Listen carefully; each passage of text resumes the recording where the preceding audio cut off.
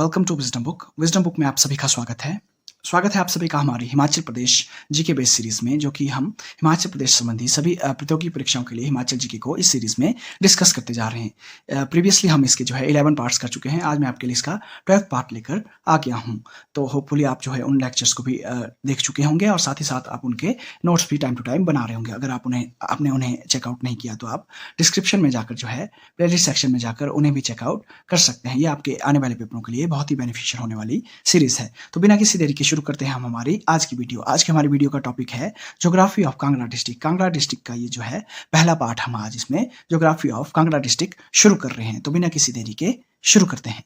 आज हम जो डिस्ट्रिक्ट स्टार्ट करने जा रहे हैं वो हमारे पास कांगड़ा डिस्ट्रिक्ट आ जाता है। हमें पता है कि कांगड़ा डिस्ट्रिक्ट का गठन कांगड़ा डिस्ट्रिक्ट का गठन हमारे पास 1 नवंबर 1966 को किया गया था, जबकि हमने विशाल हिमाचल डे का जिस दिन हम विशाल हिमाचल डे मनाते हैं।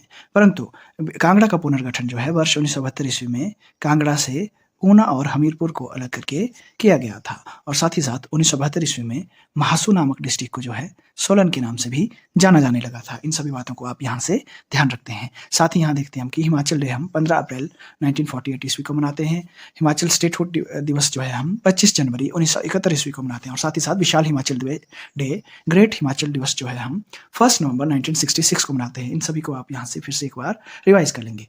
तो इसके साथ ही हम देखते हैं कि क्षेत्रफल कांगड़ा का हमारे पास 5739 किलोमीटर स्क्वायर आ जाता है। उसके साथ ही जनसंख्या घनत्व की बात की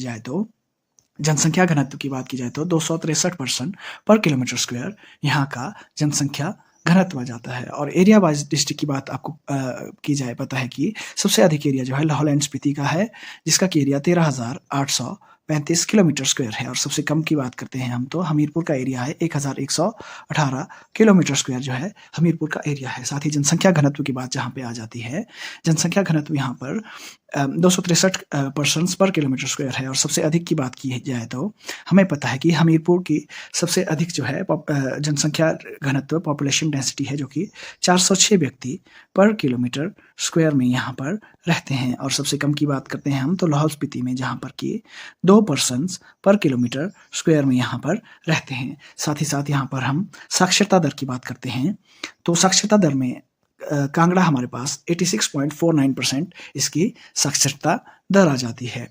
और इसके साथ साथ ही आपको पता है कि सबसे अधिक साक्षरता दर हमीरपुर डिस्ट्रिक्ट की ही है, जहाँ पर कि 89.01% वहाँ की साक्षरता दर है। और सबसे कम साक्षरता दर की बात करते हैं हम तो सबसे कम हमारे पास चंबा डिस्ट्रिक्ट की आ जाती है, जो कि 73.19% इसकी साक्षरता दर है। आप सभी को बहुत से ये पॉइंट्स याद हो चुके होंगे। हम बहुत से हर वीडियो में इन्हें आपको रिवाइज करा रहे हैं। साथ ही साथ लिंगानुपात की बात की जाए तो कांगड़ा का लिंग अनुपात 1013 पर्सन्स पर 1000, 1013 महिलाएं यहाँ पर 1000 पुरुषों के मुकाबले हैं।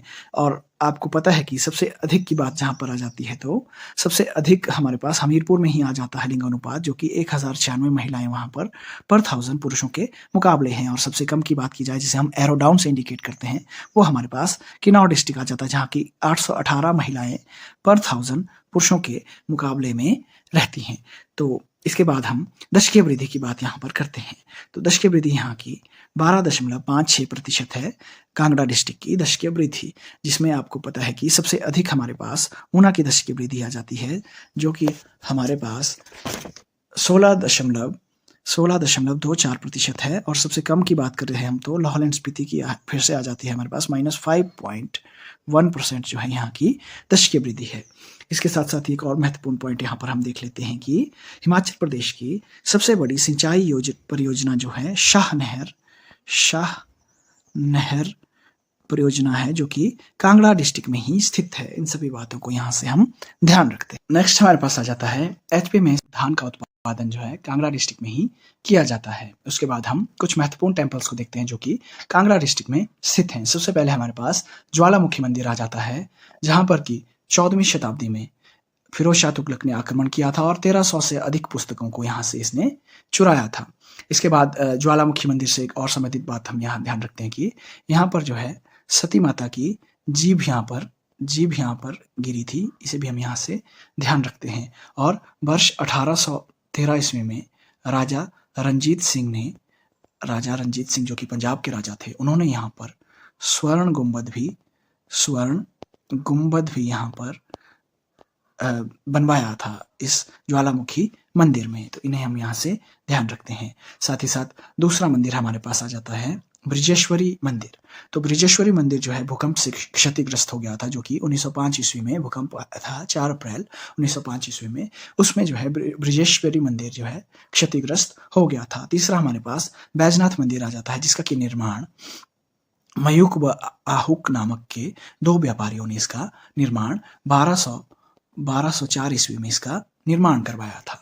मयूक और आहुक नामक दो व्यापारियों ने इसका निर्माण करवाया था। चौथा हमारे पास मशहूर रॉक कट टेम्पल आ जाता है, जो कि 15 मंदिरों का समूह भी इसे कहा जाता है, और 8वीं शताब्दी में ललिता आदित्य ने इसे 8th सेंचुरी में राजा ललिता आदित्य ने इसे बनाया था, और इसे एचपी का एलोरा भी कहा जाता है। एलोरा ऑफ एचपी भी इसे कहा जाता है, मशहूर रॉक कट टेम्पल कांगड़ा को। तो इसे भी आप यहाँ से ध्यान रखते हैं। और नेक्स्ट मंदिर हमारे पास यहाँ पर आ जाते हैं चामुंडा मंदिर। 5वां मंदिर हम लिखेंगे चामुंडा मंदिर, जिसका कि निर्माण राजा घमंड चंद के द्वारा इसका निर्माण किया गया था। 6th हमारे पास आ जाता है भागसूनाथ मंदिर। भागसूनाथ मंदिर, इसका निर्माण हमारे पास राजा धर्मचंद के द्वारा किया गया था। राजा धर्मचंद ने भागसूनाथ मंदिर का निर्माण किया है। नेक्स्ट हमारे पास ब्रिजराज बिहारी मंदिर आ जाता है, जिसका कि निर्माण राजा वासुदेव के द्वारा किया गया था। राजा वासुदेव के द्वारा इसका निर्माण किया गया था। नेक्स्ट हम 8th मंदिर देखते हैं हमारा, जो कि महत्वपूर्ण मंदिर है कांगड़ा डिस्ट्रिक्ट का। ये हमारे पास आ जाता है लक्ष्मी नारायण टेम्पल या लक्ष्मी नारायण मंदिर, जिसका कि निर्माण राजा संसार चंद जो कि कांगड़ा के सबसे शक्तिशाली राजा रहे हैं, इनके द्वारा इसका निर्माण किया गया था। तो इन सभी मंदिरों को आप यहाँ से ध्यान रखते हैं। साथ ही साथ हम यहाँ पे रिपीट करते हैं, बॉक्स बना लेंगे आप सभी। तो हमने देखा था कि एचपी का सबसे ओल्डेस्ट मंदिर जो है हमारे पास तारा देवी मंदिर शिमला आ जाता है। दूसरा हमारे पास एचपी का सबसे ऊंचा मंदिर जो आ जाता है, सबसे हाईएस्ट मंदिर जो आ जाता है जटोली मंदिर सोलन हमारे पास आ जाता है। नेक्स्ट हमारे पास एचपी का अलोरा हम मशहूर रॉक कट टेम्पल को कहते हैं। तो एचपी का अजंता किसे कहा जाता है? अजंता ऑफ एचपी जो है ताबो मठ को कहा जाता है, या ताबो मोनेस्ट्री को एचपी का अजंता कहा जाता है। इन सभी बातों को भी हम यहाँ से ध्यान रखते हैं। नेक्स्ट हम यहाँ पर देखते हैं कि कांगड़ा की सबसे ऊंची चोटी हमारे पास हनुमान टेबा आ जाती है, जिसकी हाइट 5860 मीटर है। और साथ ही साथ हमने किया था कि कुल्लू की सबसे बड़ी ऊंची चोटी जो है डीबी बोकरी है। उसके साथ साथ ही हमने देखा था कि ऊना की सबसे ऊंची चोटी भरवेण है। साथ ही हमने देखा कि हमीरपुर की हमारे पास अभा देवी आ जाती है। सोलन की हमारे पास माउंट करोल आ जाती है। किन्नौर की हमारे पास शिला आ जाती है, जो कि हिमाचल की सबसे ऊंची चोटी है, जो कि 7026 मीटर की हाइट पर स्थित है। और साथ ही हमने बिलासपुर की बहादुरपुर धार को भी यहाँ पर पढ़ लिया है। तो इन सभी धारों को भी हम यहाँ से ध्यान रखते हैं। साथ ही हम यहाँ पे नेक्स्ट क्वेश्चन हमारा देखते हैं कि कांगड़ा जो है, कांगड़ा मुख्यतः धौलाधार श्रृंखला में सबसे अधिक क्षेत्र कांगड़ा का पाया जाता है। कांगड़ा का सर्वाधिक क्षेत्र जो है धौलाधार श्रेणी में आता है। हमने प्रीवियस वीडियोस में भी देखा है कि धौलाधार श्रेणी किस तरह से हिमालयस में डिवाइडेड है। मिड हिमालयस के पार्ट में धौलाधार और पीर पंजाल की श्रेणियां किस तरह से डिवाइडेड हैं।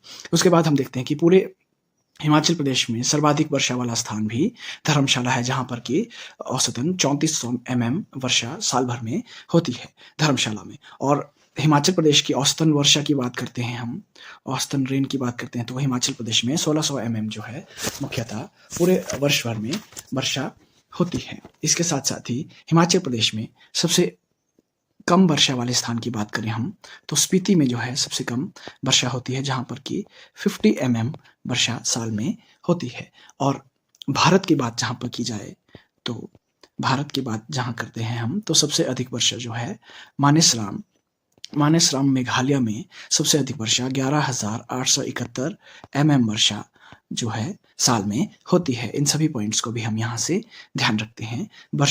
सबसे अधिक वर्षा जो हिमाचल प्रदेश में कांगड़ा के धर्मशाला में ही होती है, जो कि 3400 mm हमारे पास आ जाता है। इसके बाद हम देखते हैं एक और पॉइंट हमारे पास यहाँ पर आ जाता है कि सबसे अधिक अपराधों वाला जिला भी हमारे पास कांगड़ा आ जाता है हिमाचल प्रदेश का, और एचपी में सर्वाधिक जनसंख्या वाला जिला भी हमारे पास कांगड़ा आ जाता है, जो कि 21.98% है पूरे हिमाचल प्रदेश की जनसंख्या का।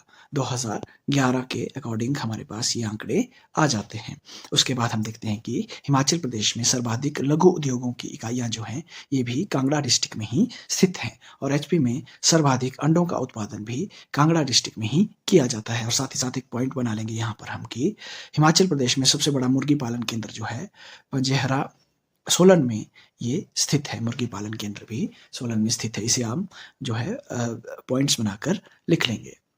तो नेक्स्ट देखते हैं वाइल्ड लाइफ सेंचुरीज, जो कि कांगड़ा डिस्ट्रिक्ट में स्थित है। हमारे पास दो प्रमुख वाइल्ड लाइफ सेंचुरी यहाँ पर आ जाती हैं। पोंग वाइल्ड लाइफ सेंचुरी, जो कि 307 किलोमीटर स्क्वायर एरिया में फैली हुई है। धौलाधार वाइल्ड लाइफ सेंचुरी, जो कि 944 किलोमीटर स्क्वायर एरिया में फैली हुई है। ये हमारे पास प्रमुख वाइल्ड लाइफ सेंचुरीज आ जाती हैं कांगड़ा डिस्ट्रिक्ट की। इसके साथ साथ ही एचपी की सबसे बड़ी वाइल्ड लाइफ सेंचुरी की बात करते हैं हम तो किब्बर, जो कि लाहौल एंड स्पीति में हमारे पास स्थित है, जो कि 1400 किलोमीटर स्क्वायर एरिया में फैली हुई है। ये हमारे पास हिमाचल की सबसे बड़ी वाइल्ड लाइफ सेंचुरी आ जाती है। और बात करें सबसे छोटी वाइल्ड लाइफ सेंचुरी की, तो हमारे पास शिल्ली, जो कि सोलन की वाइल्ड लाइफ सेंचुरी है, जो कि 2 किलोमीटर स्क्वायर एरिया में फैली हुई है। ये हमारे पास सबसे छोटी वाइल्ड लाइफ सेंचुरी आ जाती है हिमाचल प्रदेश की। तो बढ़ते हैं आगे हमारी वीडियो में। यहाँ पर कुछ प्रमुख झरने आ जाते हैं जो कि कांगड़ा डिस्ट्रिक्ट से संबंधित हैं। तो हमारे पास सबसे पहले ज्वालामुखी झरना आ जाता है, जो कि बहुत ही फेमस झरना है कांगड़ा डिस्ट्रिक्ट का। उसके बाद लुलानी झरना, सुल झरना, भागसूनाग झरना, कोपरा झरना और सलोल झरना जो है यहाँ के मुख्य झरने हैं। उसके बाद कुछ प्रमुख मेलों की बात करें हम तो यहाँ पर मुख्यतः डल मेला, ज्वालामुखी मेला, नागिन मेला और कालेश्वर मेला आदि यहाँ पर मनाए जाते हैं। और साथ ही साथ हिमाचल के सबसे पुराने मेले की बात करें हम यहाँ पर पॉइंट बना लेंगे कि ओल्डेस्ट फेयर जो हिमाचल का आ जाता है हमारे पास लवी मेला आ जाता है, जो कि रामपुर में लगता है और जो कि राजा केहरी सिंह के द्वारा वर्ष 1683 ईस्वी में से बनाना शुरू किया गया था। और ये जो है हिमाचल प्रदेश का ट्रेड फेयर है, इसे भी हम यहाँ से ध्यान रखते हैं। साथ ही साथ यहाँ पर हमारे पास एक रली पूजन भी आ जाता है, जो कि कांगड़ा से संबंधित है, जो कि चिड़ियों के व्रत से संबंधित है। इसमें कहा जाता है कि चिड़ियाँ इसमें व्रत रखती हैं, तो रली पूजन इस पूजन को, इस त्योहार को कहा जाता है। इसके बाद झीलों की बात करें हम कांगड़ा डिस्ट्रिक्ट की, तो हमारे पास मुख्यतः यहाँ पर पोंग झील आ जाती है, डल झील आ जाती है और करेरी झील भी हमारे पास यहाँ पर कांगड़ा की प्रमुख झीलों में से आ जाती है। और साथ ही साथ करेरी से ही संबंधित एक पॉइंट बना लेंगे हम कि कराली झील, जहाँ पर आपको पूछा जाए, कराली झील जो है, कराली हमारे पास शिमला डिस्ट्रिक्ट की एक झील है। तो हम याद रखेंगे कि यहाँ पर भी लगा है और शिमला के एंड में भी लगाता है। तो कराली झील जो है शिमला से संबंधित है और करेरी झील जो है कांगड़ा से संबंधित है। इन्हें यहाँ से हम इस तरह से डिफरेंशिएट करते हैं। तो नेक्स्ट बढ़ते हैं हम आगे हमारी वीडियो में। नेक्स्ट हम यहाँ पर देखते हैं कि आकाशवाणी केंद्र जो कि रेडियो स्टेशन है धर्मशाला का, ये कब बना था। तो ये हमारे पास 23 फरवरी 1994 ईस्वी में, 23 फरवरी 1994 ईस्वी में ये बनकर तैयार हुआ था। और पहला ब्रॉडकास्ट यहाँ पर 23 फरवरी 1994 ईस्वी से शुरू हुआ था। इसके साथ साथ ही यहाँ पे पॉइंट्स बना लेंगे हम कि एचपी का सबसे पुराना रेडियो स्टेशन जो है शिमला रेडियो स्टेशन है, जो कि 1955 ईस्वी में बनकर तैयार हुआ था। साथ ही साथ कांगड़ा में यहाँ पर एक युद्ध स्मारक भी है, जो कि कैप्टन विक्रम बत्रा से संबंधित है और ये जो है धर्मशाला में स्थित है। साथ ही यहाँ पर सेंट जॉन्स नामक चर्च भी स्थित है, जो कि धर्मशाला में मैक्लॉडगंज से ही कुछ दूरी पर स्थित है। यहाँ पर जो है लॉर्ड एलिंगन को दफनाया गया था। लॉर्ड एलिंगन की मृत्यु जो है यहाँ पर ही हुई थी और उन्हें इसी सेंट जॉन्स चर्च में ही दफनाया गया था। साथ ही साथ हम देखते हैं कि नेफ्ट जो कि national institute of fashion technology है, ये भी कांगड़ा में ही स्थित है।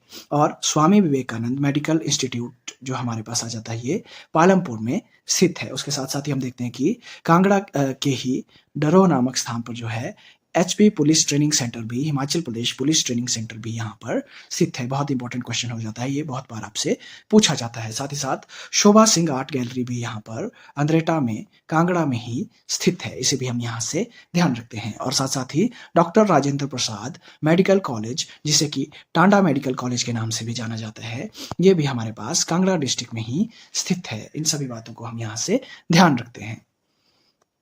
साथ ही बात करते हैं हम यहाँ पे कुछ फेमस पर्सनैलिटीज़ की जो कि कांगड़ा डिस्ट्रिक्ट से संबंधित हैं। बाबा कांशीराम कांगड़ा डिस्ट्रिक्ट से संबंधित हैं। दीनानाथ आंधी भी कांगड़ा डिस्ट्रिक्ट से ही संबंधित हैं। मेहर चंद महाजन जी जो हैं, ये भी कांगड़ा डिस्ट्रिक्ट से ही संबंधित हैं। प्रमुख राइटर और पूर्व मुख्यमंत्री जो शांता कुमार जी रहे हैं हमारे पास, ये भी कांगड़ा डिस्ट्रिक्ट से ही संबंधित है। कैप्टन विक्रम बत्रा के बारे में हम बात कर चुके हैं। शोभा सिंह जी के बारे में बात हम कर चुके हैं। जनरल विश्वनाथ जी और सोमनाथ शर्मा जी भी कांगड़ा डिस्ट्रिक्ट से ही संबंधित कुछ महत्वपूर्ण पर्सनैलिटीज़ हैं। तो आगे देखते हैं हम इनमें से कुछ फेमस पर्सनैलिटीज़ के बारे में, जिनके बारे में हम डिटेल में पढ़ेंगे। पहली प्रमुख पर्सनैलिटी हमारे पास बाबा कांशीराम जी आ जाते हैं, जो जिन्हें कि पहाड़ी गांधी के नाम से पंडित जवाहरलाल नेहरू ने इन्हें संबोधित किया। तो इन्हें बाबा कांशीराम जी को ही पहाड़ी गांधी और पहाड़ी बुलबुल भी कहा जाता है। पहाड़ी बुलबुल इन्हें सरोजनी नायडू के द्वारा संबोधित किया गया था। इन्होंने आज़ादी तक काले कपड़े पहनने का संकल्प लिया था और साथ ही साथ जो है एचपी में पहला पहाड़ी गांधी बाबा कांशीराम पुरस्कार जो है जयदेव किरण जी को प्राप्त हुआ है। इस बात को भी हम यहाँ से याद रखते हैं कि हिमाचल प्रदेश का पहला पहाड़ी गांधी बाबा कांशीराम पुरस्कार जो है जयदेव किरण जी को यहाँ पर मिला है। और बाबा कांशीराम जी को ही पहाड़ी गांधी पहाड़ी बुलबुल के नाम से जाना जाता था। और ध्यान रखेंगे कि इन्हें पहाड़ी गांधी जो है पंडित जवाहरलाल नेहरू ने और पहाड़ी बुलबुल इन्हें सरोजनी नायडू ने कहा था। साथ ही साथ देखते हैं हम दूसरे हमारे पास सोमनाथ शर्मा जी आ जाते हैं, जो कि पूरे भारत में सबसे पहले परमवीर चक्र विजेता आ जाते हैं हमारे पास, जिन्हें कि 3 नवंबर 1947 में कश्मीर ऑपरेशन के दौरान श्रीनगर शहर व हवाई अड्डे को पाकिस्तानी हमले से बचाने के लिए इन्हें परमवीर चक्र से सम्मानित किया गया था। पूरे देश भर में ये परमवीर चक्र पाने वाले फर्स्ट इंडियन थे, मेजर सोमनाथ शर्मा जी। और साथ ही साथ हम देखते हैं कि कारगिल युद्ध में परमवीर चक्र प्राप्त करने वाले संजय कुमार जी जो हैं बिलासपुर डिस्ट्रिक्ट से संबंध रखते हैं। इसे हम यहाँ पर पॉइंट बनाकर साथ में लिख लेंगे। इसके बाद देखते हैं हम एक और फेमस पर्सनैलिटी जिनकी बात हमने की थी, प्रोफेसर शांता कुमार जी। शांता कुमार जी के बारे में, जो कि बहुत ही फेमस राइटर रहे हैं, हिमाचल प्रदेश के राइटर हैं और साथ ही साथ 3rd सीएम रहे हैं हिमाचल प्रदेश के। वर्ष 1977 से 80 तक इन्होंने जो है सीएम के रूप में हिमाचल प्रदेश में अपना कार्यभार संभाला था। इनकी कुछ प्रमुख पुस्तकों को यहाँ पर देखते हैं हम, जिनके बारे में कि अक्सर आपसे क्वेश्चंस पूछे जाते हैं। तो सबसे पहले हमारे पास आ जाता है तो सबसे पहले देखते हैं हम कि देशभक्ति, स्वामी विवेकानंद जो है इनकी महत्वपूर्ण पुस्तक है। दूसरी हमारे पास आ जाती है हिमालय पर लाल छाया। इसे भी हम यहाँ से याद रखते हैं कि हिमालय पर लाल छाया भी इनके द्वारा ही लिखित पुस्तक है। तीसरी हमारे पास धरती है बलिदान की पुस्तक आ जाती है। इसके बाद लाजो जो है इनकी बहुत ही फेमस पुस्तक है, इसके बारे में अक्सर आपसे क्वेश्चन पूछा जाता है। नेक्स्ट हम देखते हैं राजनीति की शतरंज भी इनके द्वारा लिखित पुस्तक है। पहाड़ बेगाने नहीं होंगे, ये भी पुस्तक इनके द्वारा लिखी गई है। मृग तृष्णा इनके द्वारा लिखी फेमस पुस्तक है। कैदी, मन के मीत और प्रवासी मीत मेरे, जो कि इनके द्वारा लिखित बहुत ही फेमस पुस्तक है। प्रवासी मीत मेरे जो है दोनों शांता कुमार जी और उनकी पत्नी संतोष शैलजा जी ने दोनों ने मिलकर जो है इस पुस्तक को, प्रवासी मीत मेरे, इस पुस्तक को लिखा था। और दुर्भाग्यवश जो है 2020 में संतोष शैलजा जी का एक लंबी बीमारी के कारण निधन हो गया है। और साथ ही साथ बढ़ते हैं हम आगे। नेक्स्ट हम यहाँ पर देखते हैं जो कि कांगड़ा डिस्ट्रिक्ट से संबंधित है। तो पठानकोट से लेकर जोगिंदर नगर तक की रेलवे लाइन जो है कांगड़ा डिस्ट्रिक्ट से संबंधित है। तो इसका कंस्ट्रक्शन हमारे पास 1926 ईस्वी में शुरू हुआ था और ये कंप्लीट हुआ था वर्ष 1929 ईस्वी में। इसके बाद हम देखते हैं कि इसका कंस्ट्रक्शन जो है मुख्यतः ये एचपी की सबसे पुरानी जल विद्युत परियोजना जो कि शानन जल विद्युत परियोजना हमारे पास आ जाती है, उसके लिए कच्चा माल उपलब्ध करवाने के लिए ये पठानकोट से लेकर जोगिंदर नगर तक जो है ये रेलवे लाइन बिछाई गई थी। और इसके बाद हम एयरपोर्ट की बात करते हैं। तो कांगड़ा में हमारे पास मुख्यतः गगल एयरपोर्ट आ जाता है, जो कि 20 दिसंबर 1989 ईस्वी को इसे बनाया गया था। और ये जो है बिगेस्ट एयरपोर्ट है हिमाचल प्रदेश का। इसे भी हम यहाँ से, इस पॉइंट को भी हम यहाँ से ध्यान रखते हैं। और साथ ही साथ मैं आपको बता दूं कि हिमाचल प्रदेश का जो ओल्डेस्ट एयरपोर्ट हमारे पास आ जाता है, वो हमारे पास जुब्बलहट्टी एयरपोर्ट सोलन और शिमला की बाउंड्री पे जो स्थित है, जुब्बलहट्टी एयरपोर्ट, जुब्बल एयरपोर्ट भी इसे कहा जाता है। जुब्बलहट्टी एयरपोर्ट हमारे पास, जो कि सोलन और शिमला की बाउंड्री पर स्थित है, ये हमारे पास ओल्डेस्ट जो है एयरपोर्ट हिमाचल प्रदेश का आ जाता है, जिसका कंस्ट्रक्शन 1987 ईस्वी में हुआ था। इसके बाद एक हमारे पास और महत्वपूर्ण एयरपोर्ट हमने डिस्कस किया हुआ है, भुंतर एयरपोर्ट। भुंतर एयरपोर्ट जो कि कुल्लू डिस्ट्रिक्ट में स्थित है, इसका निर्माण वर्ष 1995 ईस्वी में 1995 ईस्वी में इसका निर्माण जो है हुआ था। तो इन बातों को भी हम यहाँ से ध्यान रखते हैं। कांगड़ा में हमारे पास मुख्यतः गगल एयरपोर्ट आ जाता है, जो कि सबसे बड़ा एयरपोर्ट है, जो बल्हाटी जो कि सबसे ओल्डेस्ट एयरपोर्ट है, सोलन और शिमला की बाउंड्री पर स्थित है, जो कि 1987 ईस्वी में बना है। और भुंतर एयरपोर्ट जो कि 1995 ईस्वी में बना है। इन सभी को हम यहाँ से ध्यान रखते हैं। नेक्स्ट हम यहाँ पर कुछ वन लाइनर्स या कुछ मिसलेनियस क्वेश्चंस को देखते हैं, जो कि कांगड़ा डिस्ट्रिक्ट से रिलेटेड हमारे पास रह जाते हैं। तो सबसे पहले हम देखते हैं कि Himachal Pradesh board of school education HP बोस धर्मशाला की स्थापना जो है 3 जुलाई 1969 को सबसे पहले से एस्टेब्लिश किया गया था, जो कि सबसे पहले शिमला में एस्टेब्लिश किया गया था और इसे शिमला से ट्रांसफ़र कर दिया गया था धर्मशाला को वर्ष 1983 में। तो हिमाचल प्रदेश बोर्ड एजुकेशन जो कि आजकल धर्मशाला में स्थित है, इसकी स्थापना जो है सबसे पहले वर्ष 1969 3 जुलाई 1969 में शिमला में की गई थी और इसे शिमला से धर्मशाला वर्ष 1983 ईस्वी में ट्रांसफ़र कर दिया गया था। और साथ ही साथ हम देखते हैं कि हिमाचल प्रदेश यूनिवर्सिटी का गठन जो है वर्ष 1970 ईस्वी में से गठित किया गया था। इसके बाद दूसरा पॉइंट हमारे पास आ जाता है, दूसरा क्वेश्चन हमारे पास आ जाता है कि सर्वाधिक सड़कों की लंबाई जो है हमारे पास कांगड़ा डिस्ट्रिक्ट में ही आ जाती है। और चौड़ाई की बात करें हम तो हमीरपुर में हमारे पास सबसे ज़्यादा सड़कों की चौड़ाई है। इसे भी आप यहाँ पर पॉइंट बनाकर लिख लेंगे। साथ ही साथ तीसरा पॉइंट हमारे पास आ जाता है कि लिटिल लहासा के नाम से किस शहर को जाना जाता है हिमाचल प्रदेश के। तो धर्मशाला शहर को जो है लिटिल लहासा के नाम से जाना जाता है। बहुत इंपॉर्टेंट हो जाता है ये, आपसे बहुत से क्वेश्चन में क्वेश्चंस जो है बहुत बार रिपीट हो चुका है ये वाला क्वेश्चन। तो बढ़ते हैं आगे हम अपने अगले प्रश्न की ओर। नेक्स्ट क्वेश्चन हमारे पास आ जाता है, राजीव गांधी आयुर्वेदिक कॉलेज जो है कांगड़ा के ही पपरोला नामक स्थान पर स्थित है। इसके बाद हम देखते हैं कि पालमपुर कृषि विश्वविद्यालय जो कि एस्टेब्लिश हुआ था वर्ष 1978 ईस्वी में, ये भी कांगड़ा में ही स्थित है। इसके बाद हम देखते हैं कि कांगड़ा में सबसे पहले जो है चाय की खेती की शुरुआत वर्ष 1849 ईस्वी में शुरू की गई थी। तो इन सभी पॉइंट्स को हम यहाँ से ध्यान रखते हैं। So that was all in today's video. Thank you for watching this video. आज हमने जो है हमारे कांगड़ा डिस्ट्रिक्ट की ज्योग्राफी पोर्शन को डिस्कस कर लिया है। नेक्स्ट वीडियो में हम कांगड़ा डिस्ट्रिक्ट की ही हिस्ट्री को डिस्कस करने जा रहे हैं। तो लाइक कीजिए अगर आपको ये वीडियो पसंद आई होगी, कमेंट कीजिए अपने सजेशंस और फीडबैक को कमेंट सेक्शन में, शेयर कीजिए अपने दोस्तों के साथ जिन्हें कि इस तरह की वीडियोस की रिक्वायरमेंट है, और सब्सक्राइब कीजिए हमारे चैनल को। ऐसी ही बहुत सारी बेहतरीन वीडियोज़ जो है इन फ्यूचर में आपके लिए लाने की पूरी कोशिश करूँगा। तो वीडियो में बने रहने के लिए आपका धन्यवाद। Thank you and have a good day.